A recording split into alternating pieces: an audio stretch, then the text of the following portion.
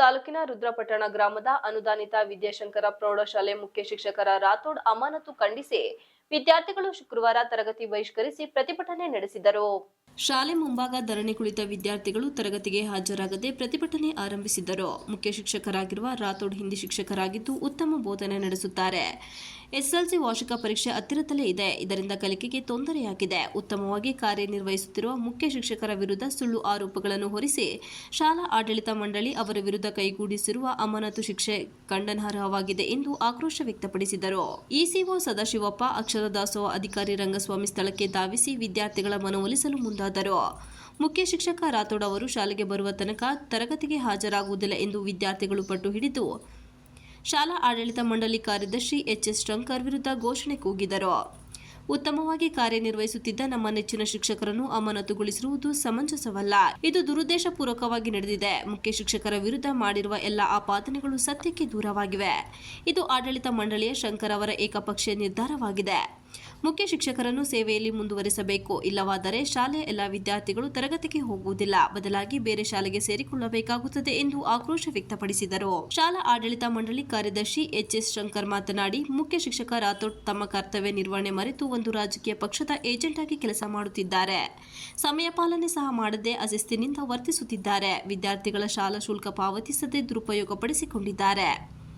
ಅಕ್ಷರ ದಾಸೋಹ ನಿರ್ವಹಣೆ ಲೆಕ್ಕಪತ್ರ ನೀಡದೆ ಅವ್ಯವಹಾರ ನಡೆಸಿದ್ದಾರೆ. ಆಡಳಿತ ಮಂಡಳಿ ವಿರುದ್ಧವೇ ದೂರು ನೀಡಿ ಆ ಪ್ರತಿಯನ್ನು ಸಾಮಾಜಿಕ ಜಾಲತಾಣಗಳಿಗೆ ಹಂಚಿ ದುರ್ವರ್ತನೆ ತೋರಿದ್ದಾರೆ.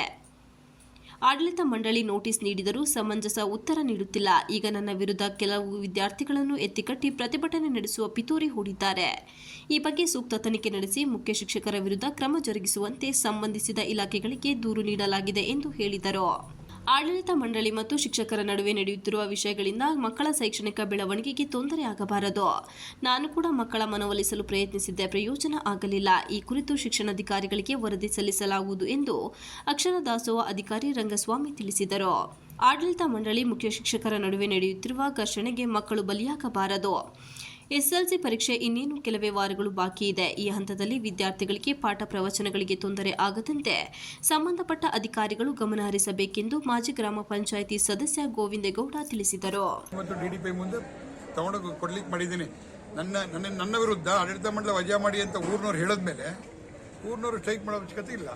ಎಲ್ಲಿ ವಜಾ ಮಾಡಬೇಕು ಅಲ್ಲಿ ವಜಾ ಮಾಡಬೇಕು. 1996ರಿಂದ ಜನರ ಬಡಿ ಆಗಿಲ್ಲ ಅಂತ ಹೇಳಿದ್ವಿ. ನಾನು 2010ರಿಂದ ಕಾರ್ಯದರ್ಶಿಯಾಗಿದ್ದೀನಿ.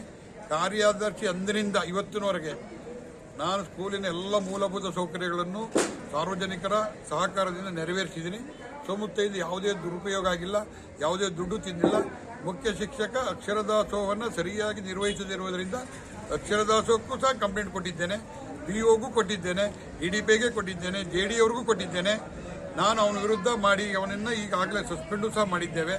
ಆಡಳಿತ ಮಂಡಳಿ ವಿರುದ್ಧ ಡಿಆರ್ ಆಫೀಸ್ಗೂ ಹೋಗಿ ನನ್ನ ಮೇಲೆ ಕಂಪ್ಲೇಂಟ್ ಕೊಟ್ಟಿರೋದನ್ನು ಸಹ ನಾವೆಲ್ಲರೂ ಗಣನೆಗೆ ತೆಗೆದುಕೊಂಡು ಮುಖ್ಯ ಶಿಕ್ಷಕನನ್ನು ಅಮಾನತನ್ನು ಮಾಡಿದ್ದೇನೆ.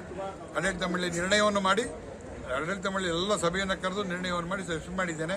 ಮುಂದಿನ ದಿನಗಳಲ್ಲಿ ಕೋರ್ಟಲ್ಲಿ ನಾವು ಅವ್ರು ಎಲ್ಲಿ ಗಂಟೆ ಹೋಗಲಿ ನಾನು ಅವನ್ನ ಸಸ್ಪೆಂಡ್ ಮಾಡೋ ತನಕ ಬಿಡೋದಿಲ್ಲ.